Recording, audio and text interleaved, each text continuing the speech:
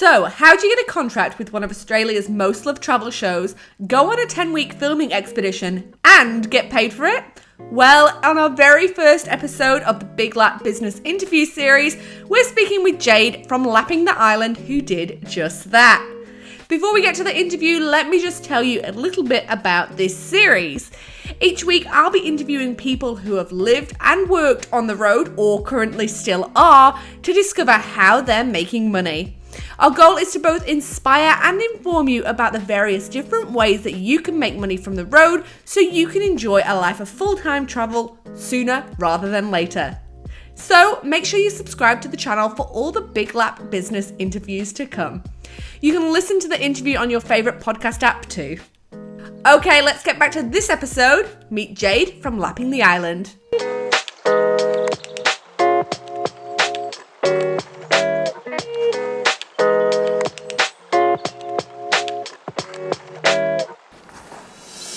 So we are a family of 5. We've got a little girl, little boy, and another little girl. And right on cue. One's just gonna pop in now. Hi. So we sort of 2018, we just decided life's too short. Let's just hit the road. So we sold up everything, hit the road for 18 months. COVID hit.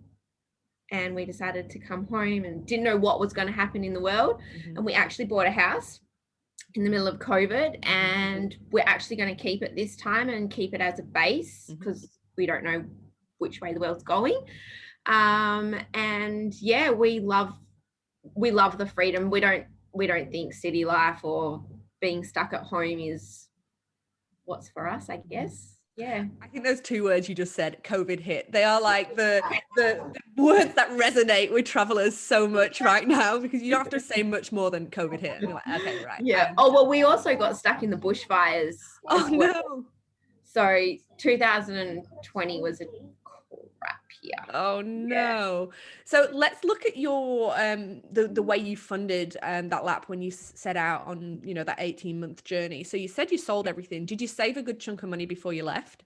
So we sold everything. So yeah, so we had a good amount of money in our bank account. And money wasn't quite an issue for us when we first left. And then we sort of, this time round, it's going to be a little different because we do have a house.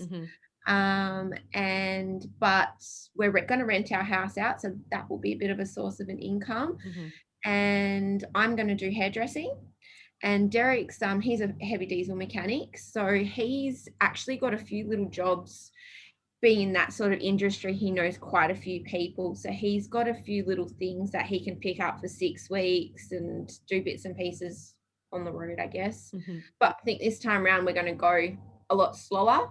And we've also got work lined up prior.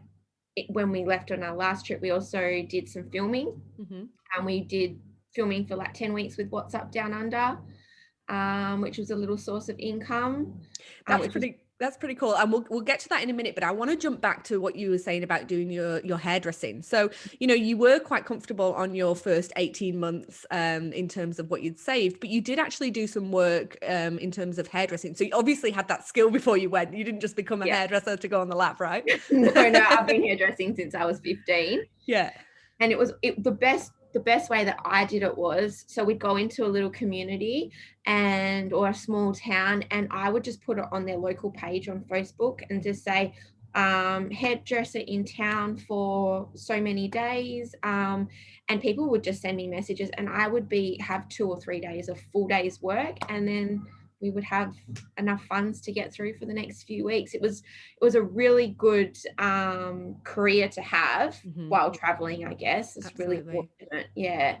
And I think that's a good thing to know for people who do have that service-based sort of skill, that they can just go into a town, put a message on a Facebook page, and you'll get work, right? Yeah, especially the smaller towns I find further up north. Yeah.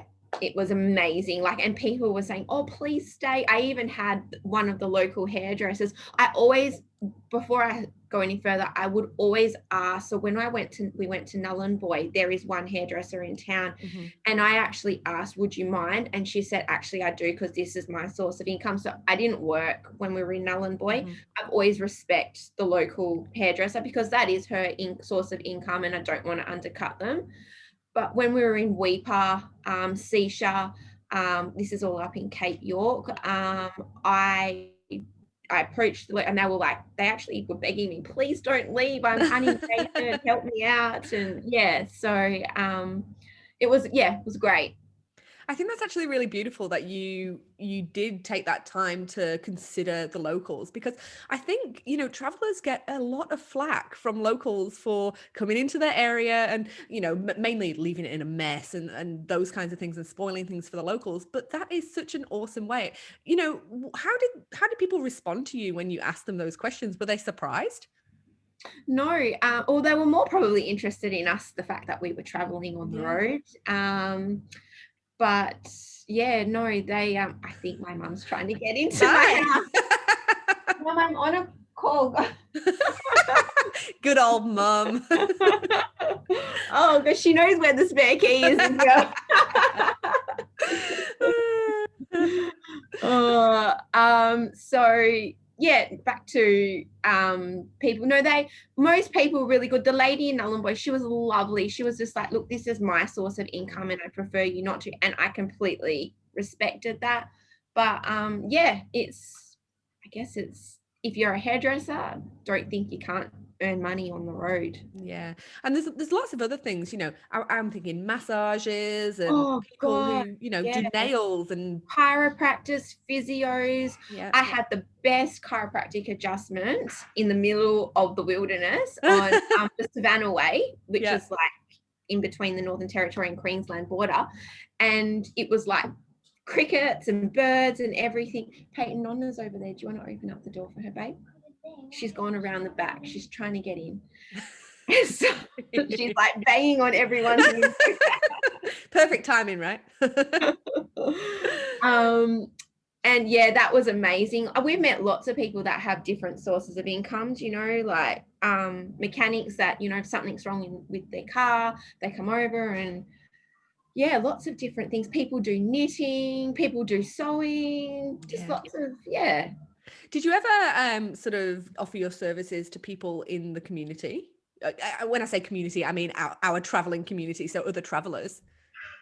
Yeah, I did quite a few Aussie lappers traveling around Australia, and it was great because it was sort of that, you know, like when you're in a caravan park and you see another traveling family and you're like, you want to say hi, but you don't know if you want to say hi. Say and, hi, oh can my I cut God, your hair? I've got like 50,000 followers. Should we say hi? And it was kind of like, because I have a sign that we put at the front of our caravan that says, ladies and gentlemen's hairdresser, with my number on the bottom of it. And so they would sort of come over and it'd be like that icebreaker to say, oh, hey, do you reckon you could do my hair? And then we start talking and it just starts flowing from there. So it was a good sort of thing. And then they're like, oh, wow, I could do this as well. And we've even known people that ended up getting signs made after they'd seen our sign. And yeah. See, I think that's a great idea. It's all about marketing yourself and putting yourself out there, isn't it? So, yeah, you know, I was going to ask you if you had a sign outside your little caravan and that kind of thing. So, do you find that a lot of other people will do that, or is it sort of a bit more rare to find somebody with a sign outside? I think people have lots of stickers on their cars. I don't know if I've seen lots of signs. There were a few. Knife sharpening, that was one. A young family, he was like, I needed a little bit of an income to be coming in. And it was great because I actually got my scissors sharpened from him. So like we've always, like, if we see another traveling family, we like to give them a bit of support, and, you know, vice versa. It's helping each other out, I guess. Yeah. And yeah, so the knife sharpening one was awesome because I got my clippers sharpened and Derek got his chainsaws sharpened. And I feel like more people need to in this community need to like put out their services, because you like you said, you went to the chiropractor and you had your knife sharpened and all those kinds of things. So I think if a lot of people probably underestimate what skills they've got as well, right? So you know, make a sign, put it out there and see what happens. Yeah. In terms of doing business, did you do that from your van? Or did you have a space, or what was your setup like? Literally under the awning. It was sometimes so like most of the time, like if I did a color, they would just go wash it off in the shower themselves. I did lots of men's haircuts. That seemed to be the most popular thing on the road. But more so like the colors and that, they would go and wash it off themselves and I would do it. And I guess like obviously you're not charging salon prices and that, so they don't mind doing that. I remember it was one day, I think it was like 39 degrees in the Northern Territory, and I'm like sweating, and these foils are like, she was a Aussie, a traveling family as well, and I'm foiling her hair, and I'm like, one side's like bubbling up because of the heat, and I'm like, oh my god, what are we gonna do? But it turned out fine in the end. But yeah, so just under the awning literally. And we have a rake, so like the hair that fell on the floor, I always cleaned up my mess. Afterwards, we never left. And like if we were in a caravan park and I did put the sign up, I'd say, look, I'm a hairdresser, I promise to clean my mess up.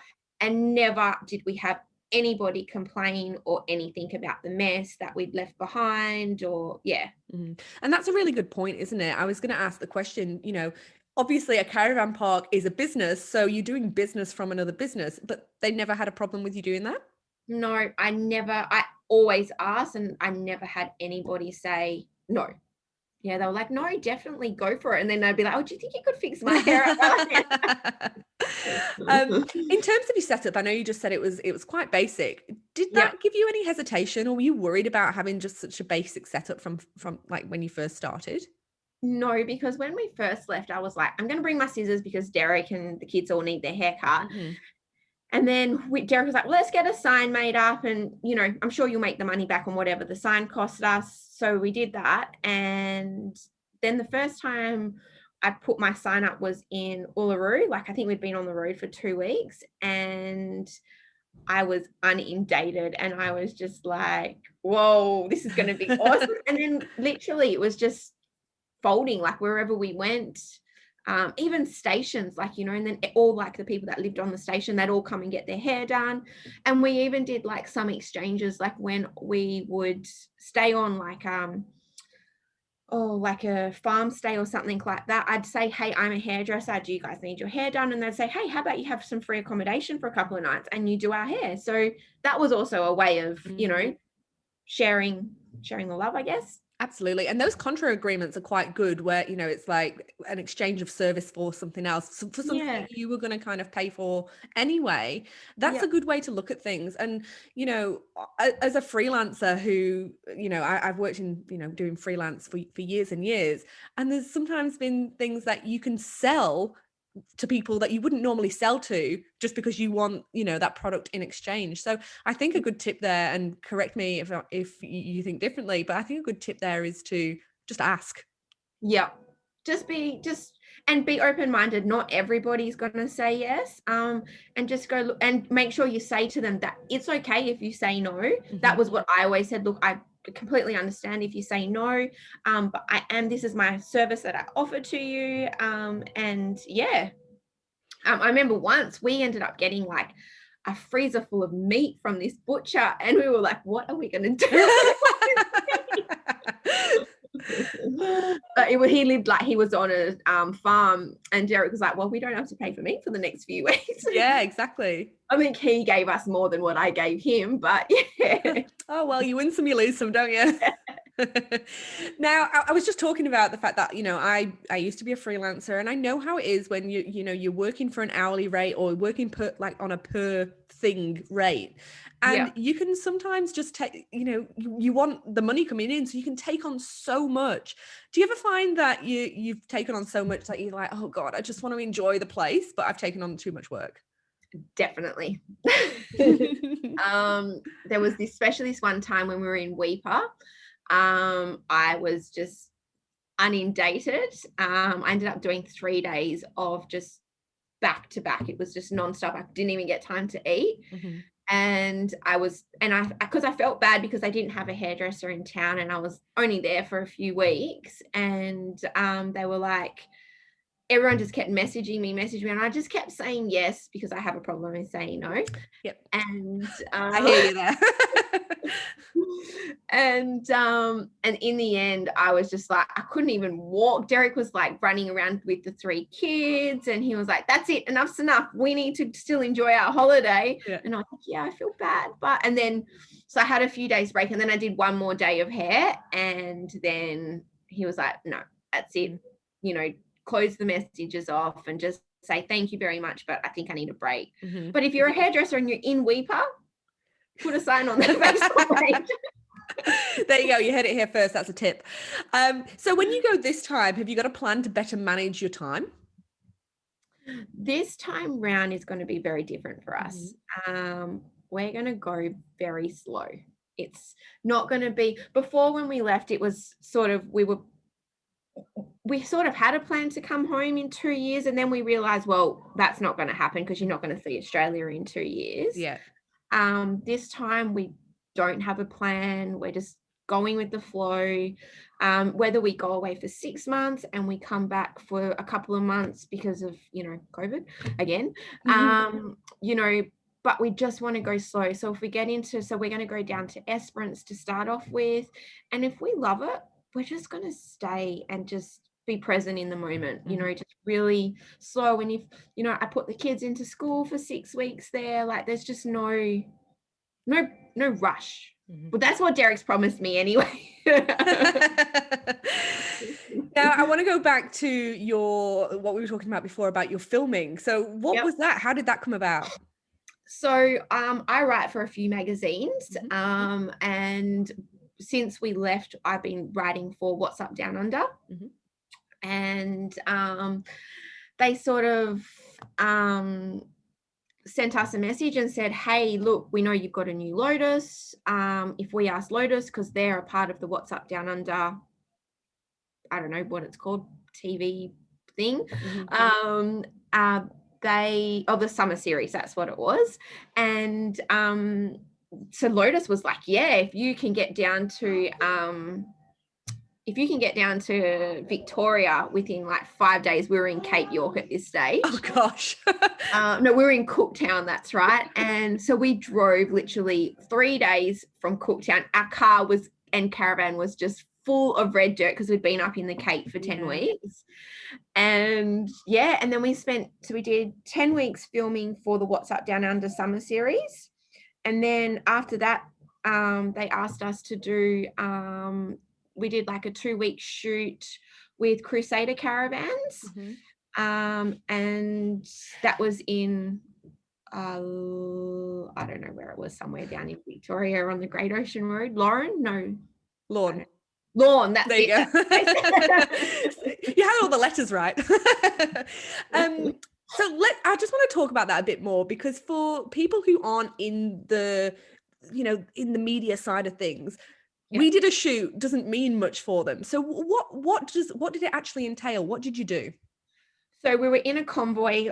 I think there was about, say, 10 caravans, and we all had our own setup. Ours was the only one that was actually our personal caravan. Everyone else gets loaned them from the caravan company. And what happens is all these caravan companies put in to promote their caravan, and they run, I think it's about 12 episodes over summertime. It's on Channel 10 at 3 o'clock in the afternoon or something, and it just shows you. So we did the Murray River, like traveling all the way around in and out of Victoria and New South Wales. And it shows you locations and tourist locations, and they obviously, those tourist locations also put in into the funds to produce this TV series. And then we just talk about, you know, the features of the caravan and what we love and what car we're towing with. We had to actually show that we were towing with a Ram. And you weren't? No, well, we have our car, but Ram had sponsored it as well, and so it looked good with the Ram. Yeah. So did you get to drive the Ram? Yeah, of course we did. Yeah, that's pretty nice. Pretty nice change. But don't believe anything you ever see on TV. That is one thing that we have learned. I think. Oh my gosh, I hear you. Yeah. We've come back from traveling, and we used to watch all these TV, like, you know, full driving camping shows and that. And the only one that we can still handle watching, because we know how fake everything is All for Adventure. Like, we're like, yeah, they're real. Like, we know those locations. That's awesome. But yeah, we struggle to watch all the other ones. We're like, oh, that's so fake. They've just set that up. Oh, he didn't really catch that fish. They've just hooked that on. Yeah. And to be honest, I think that's the whole Instagram thing you need to remember as well. And a lot of people go out and they go to these places that all of these people that they're following have been to, and they're like, oh, we can't wait to go here and do this. But it's not always like that, is it? No, definitely not. I think I try and keep my social platform as organic as possible. I say the good with the bad. There is a lot of bad, but there is also a lot of good as well.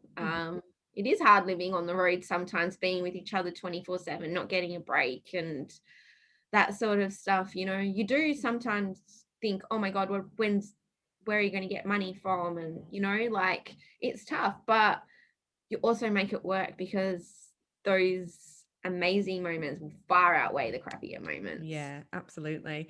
And just I want to look at the filming side of things again, because I think for a lot of people, you know, we start our Instagram pages and we want to grow them, so we get, you know, opportunities like you had. Was it hard doing the shoot? Because obviously with each element of it sort of trying to be sort of what's the word, engineered to make you do a certain thing or whatever. Was it strenuous? Well, no, because you have someone cook breakfast, lunch, and dinner for you. Oh, wow. And you practically just, they say you've got to be on shoot. And because there's like 10 different caravans, you're not always on the camera. Yeah.